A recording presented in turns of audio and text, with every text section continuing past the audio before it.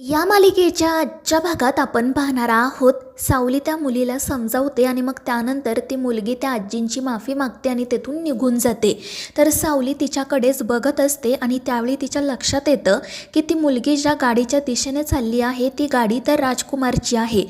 आणि त्यामुळे सावलीला आश्चर्य वाटतं आणि मग त्यानंतर ती त्या आजींना काळजी घ्यायला सांगते आणि एक रिक्षा करून त्या गाडीचा पाठलाग करायला सुरुवात करते.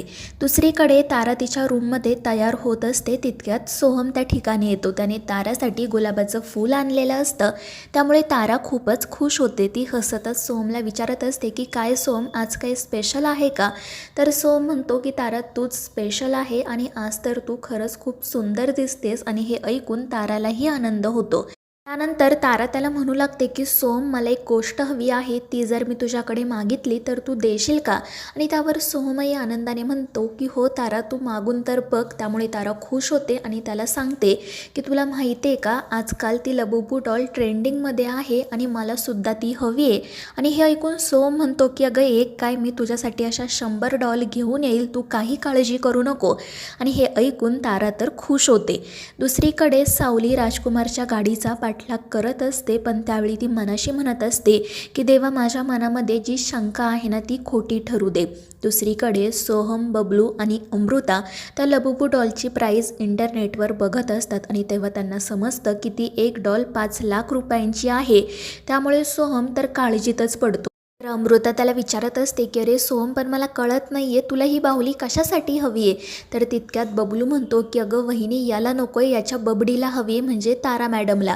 आणि ते ऐकून अमृता डोक्यालाच हात लावते. ती म्हणत असते की सोहम, जर 5 लाखाची डॉल तू घेतली तर मग आई खूप चिडतील बरं का? आणि त्यावेळी सोहम म्हणतो की हो ना गं वहिनी, पण मी ताराला प्रॉमिस केलं आहे की मी तिच्यासाठी ही डॉल नक्की घेऊन येईल.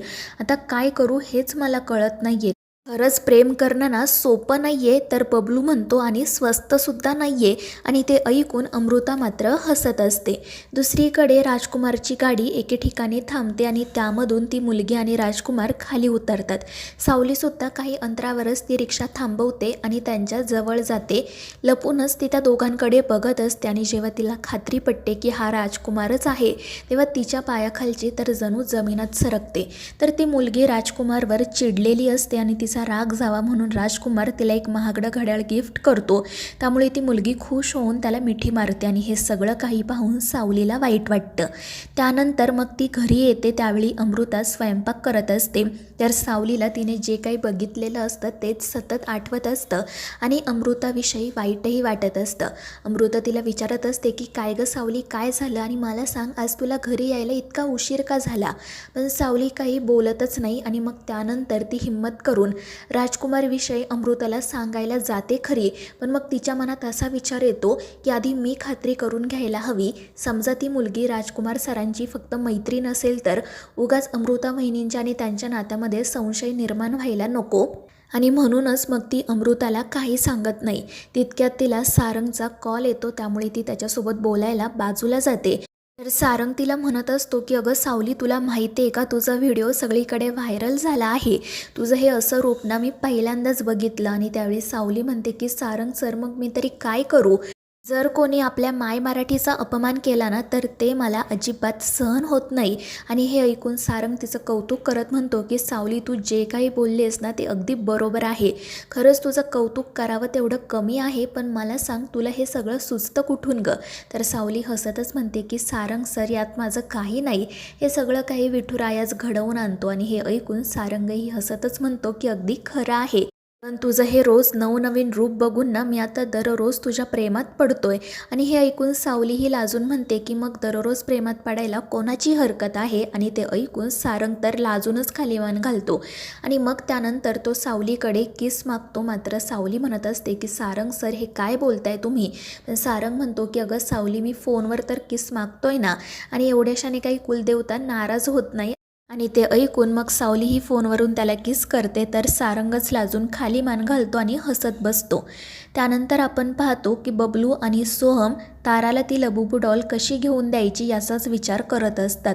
सोम म्हणत असतो की बबलू ती बाहुली खूपच महाग आहे रे आणि माझ्याकडे क्रेडिट कार्डसुद्धा नाही. समजा मी कॅश काढली तर मग ते अकाउंटंटला समजणार आणि मग तो आईला सांगणार आणि जर हे सगळं आईला कळलं तर मग तिने मला माझ्या बिझनेससाठी जे पैसे दिलेत ना ते सुद्धा ती खरंच परत काढून घेईल.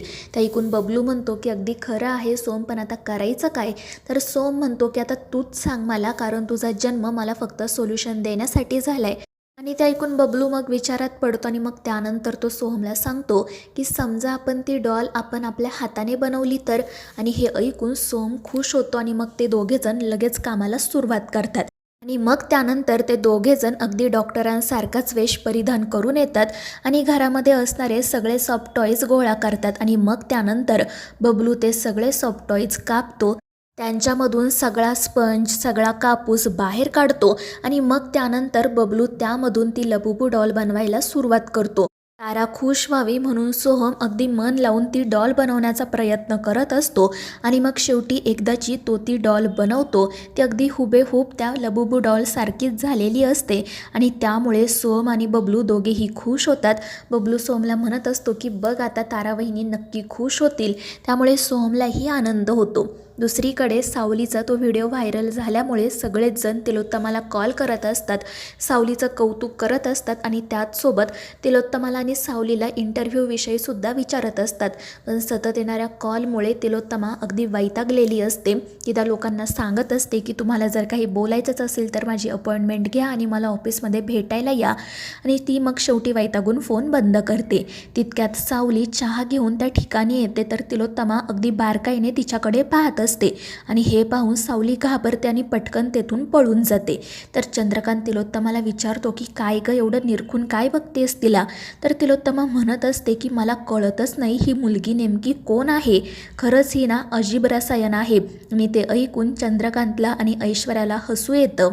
तर तिलोत्तमा म्हणत असते की बघा ना, म्हणजे या मुलीमुळे आपला सारंग ठीक झाला.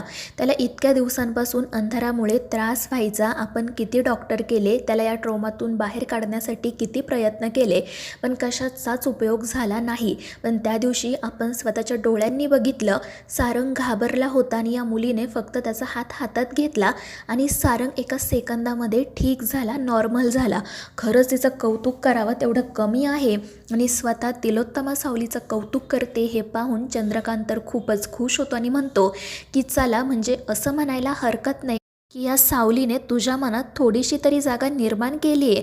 आणि त्यावेळी तिलोत्तमा म्हणते की अरे तसं काही नाही आहे, पण हिच्या जागी दुसरं कोणीही असताना तरी मी कौतुक केलंच असतं. कारण कसं आहे ना, ती जरी मला सून म्हणून मान्य नसली तरी तिने माझ्या सारंगचा वेळोवेळी जीव वाचवला आहे, त्याच्या पाठीशी ती ठामपणे उभी राहिली आहे. त्यामुळे तिला तिचं क्रेडिट तर द्यायलाच हवं आणि म्हणूनच मी तिला एक साडी गिफ्ट करणार आहे. आणि हे ऐकून चंद्रकांतला खूप आनंद होतो. त्या ऐश्वर्याचा मात्र चेहराच पडतो. त्यानंतर तिलोत्तमा सावलीविषयीच बोलत राहते. ती म्हणत असते की तुम्हाला माहिती आहे का, आज हिचा तो मराठी भाषेविषयीचा व्हिडिओ व्हायरल झाला आहे तर किती लोक मला फोन करतायत. ही मुलगी ना सतत चर्चेत असते. आणि ते ऐकून चंद्रकांतही हसतच हो म्हणतो. ऐश्वर्याचा मात्र चेहराच पडतो. त्यानंतर आपण पाहतो की सोहम त्याने बनवलेली ती डॉल घेऊन ताराकडे जातो.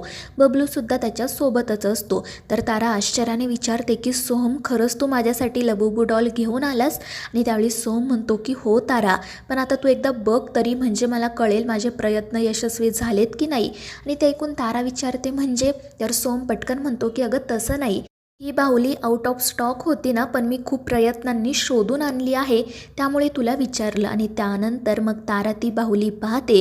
तिला ती लबुबू खूपच आवडते, पण मग थोड्याच वेळात तिच्या लक्षात येतं की ही काय ओरिजिनल नाही आहे, तर सोहमने स्वतःच्या हाताने बनवली आहे. आणि जेव्हा तिला हे समजतं तेव्हा सोहम घाबरून खाली मान घालतो. तारा मात्र हसून त्याला विचारते की सोहम, ही खरंच तू स्वतःच्या हाताने बनवली आहेस का, ते सुद्धा माझ्यासाठी? आणि त्यावर सोहमही हो म्हणतो. तर तारा त्याचं कौतुक करत म्हणते की सोहम, मला खरंच खूप आनंद झाला, तू माझ्यासाठी इतकं सगळं केलंस, मी खरंच खूप खुश आहे. आणि हे ऐकून मग सोहमही खुश होतो. त्यानंतर आपण पाहतो की रात्री सावलीला झोप येत नसते. ती सतत राजकुमारचा आणि त्या मुलीचा विचार करत असते आणि तितक्यात सारंगचं तिच्याकडे लक्ष जातं. तो सावलीला विचारतो की काय गं, काय झालं, कशाचा विचार करतेस? आणि त्यावेळी सावली म्हणते की मला अमृता वहिनींची खूप काळजी वाटते. तर सारंग तिला समजावत म्हणतो की हे बघ, अमृता वहिनीची काळजी तर मलासुद्धा वाटते, पण आपण जास्त विचार करून काही उपयोग नाही आहे. आपण सगळ्या गोष्टी वेळेवर सोडून द्यायला हव्यात, तरच सगळं ठीक होईल. आणि त्यावर सावलीसुद्धा हो म्हणते. तर सारंग तिला पुन्हा एकदा सांगतो की हे बघ, जादा विचार करू नको. सावली असं ऐकते की दादाचा विचार करू नको, त्यामुळे ती पटकन बोलून जाते की नाही नाही, मी राजकुमार दादांचा विचार नाही करत. आणि ते ऐकून सारंग हसतच म्हणतो की अगं, मी दादा नाही तर जादा बोललो. बघ, तू विचार करतेस म्हणून मी काय बोलतो हे देखील तुला कळत नाही. आणि त्यावर सावलीही हसतच हो म्हणते. आणि त्यानंतर मग ती सारंगला म्हणू लागते की सारंग सर, तुमच्यासोबत बोलल्यानंतर ना खरंच सगळ्या गोष्टी खूप सोप्या वाटतात. कोणी शिकवलं तुम्हाला असं बोलायला? आणि त्यावेळी सारंग म्हणतो की आहे माझी एक मैत्रीण. पण ते ऐकून सावली तर खूपच घाबरते आणि तिचा चेहराच पडतो. तर मित्रांनो, या मालिकेच्या पुढील भागांच्या अपडेट्ससाठी आपल्या चॅनेलला सबस्क्राईब करा.